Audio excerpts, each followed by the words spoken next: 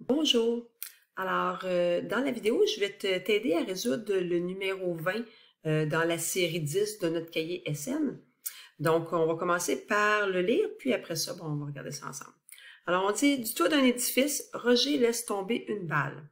La hauteur de la balle après t secondes est donnée par l'équation suivante qu'on a ici. Alors, la première chose que je fais, moi, souvent, c'est que je me représente le contexte avec une image dans ma tête, mais si on veut le mettre sur un dessin, bien, on nous dit là qu'il est en haut d'un édifice, on a un petit bonhomme ici en haut, et il va laisser tomber une balle, et la balle, elle va descendre comme ça ici. Et dans le fond, ce qui nous intéresse, c'est le temps que ça va prendre pour que la balle touche au sol. Mais tu peux t'imaginer ça comme si c'était un peu dans un plan cartésien, là.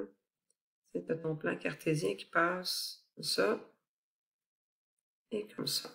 C'est-à-dire que ta balle, à 0 seconde, donc au temps 0, ben, est encore dans la main de Roger.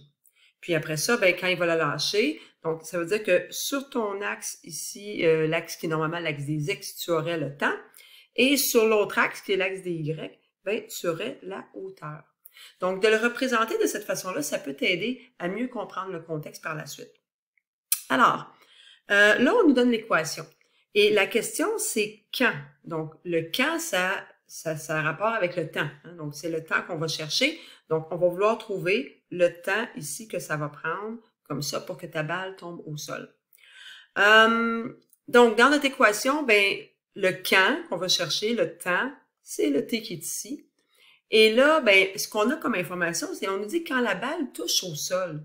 Ben, quand la balle touche au sol, ta hauteur, c'est quoi? La hauteur de la balle quand elle touche au sol, ben, c'est 0.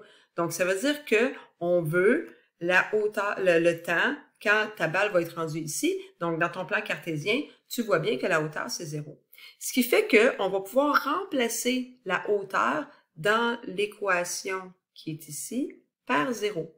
Donc, ce qu'on cherche, dans le fond, c'est le temps pour que la balle tombe au sol. Donc, on va réécrire l'équation pour commencer une première fois, sans rien changer. Puis ensuite, on dit dans le fond que H est égal à 0 quand la balle touche au sol. Donc, on va aller remplacer le H par 0 dans l'équation. Bon, une fois que ça c'est fait, bien, il nous reste à la résoudre. Là, pour la résoudre, c'est sûr que tu pourrais penser, ah, ben, je vais prendre la formule quadratique. Il faudrait juste à ce moment-là venir mettre ça dans le bon ordre. Donc, faire en sorte de mettre ce terme-là en premier. Donc, si tu voudrais faire la formule quadratique, par exemple, tu viendrais faire en sorte que ton équation devienne 0 est égal à moins 4,9 T2. Ensuite, ben, t'en as pas de deuxième terme où est-ce que tu aurais juste le T, là. OK? Tu n'aurais comme rien ici et plus 40. Ce qui veut dire que ton paramètre A, tu irais le chercher ici. Paramètre B, ben, il serait 0 vu que tu n'as rien. Paramètre C serait là. Par contre, il y a façon de faire beaucoup plus simple ici, étant donné justement que tu n'as pas de valeur pour le B, ben, on peut tout simplement aller isoler le t exposant 2. Donc, si par exemple, je change ça de côté, pourquoi j'ai choisi lui? Parce que en le changeant de côté, il va devenir positif, puis j'ai plus à gérer mes négatifs. Donc, je vais avoir 4,9 T2 est égal à 40. Et là, je peux simplement aller isoler mon T2. Donc, j'ai juste à diviser par 4,9 de chaque côté. Donc, divise par 4,9, divise par 4,9. Il va donc me rester T à la 2 est égal à 40 sur 4,9. Bon. Maintenant, ça ici, ben 40 sur 4,9, c'est pas super chouette là en termes de fractions. Souvent, on n'aime pas mettre des nombres à virgule avec des fractions, là. Donc, je vais simplement enlever ma fraction en disant, ben, je fais x10 au numérateur, je fais x10 au dénominateur. Je le mets juste comme ça. Maintenant, si je veux aller isoler le t, ben, je vais faire la racine carrée. Donc, si je fais la racine carrée aussi à ma fraction, ben, il ne faut pas oublier que je vais avoir plus ou moins. Hein. Quand on fait la racine carrée, soit que je peux avoir, mettons, plus 2 fois plus 2 qui va me donner 4, ou je peux avoir moins 2 fois moins 2 qui me donne 4 aussi. Donc, ça va me donner plus ou moins.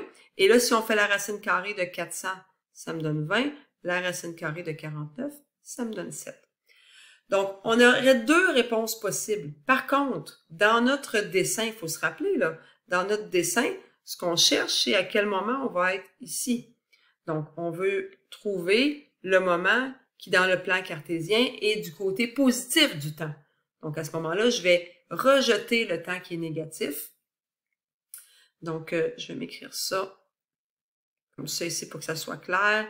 Donc, j'aurai moins 27e ou j'aurai plus 27e. Le moins 27e, je vais le rejeter parce que je cherche un temps qui est négatif. J'ai dit négatif? Je cherche un temps qui est positif. Comme ça ici. Donc, ma réponse, on peut la laisser comme ça, on peut la mettre en nombre à virgule aussi. Donc, si je m'en viens taper ça sur ma calculatrice, là, je vais voir que ça va me donner 2,86 secondes et c'est ma réponse finale.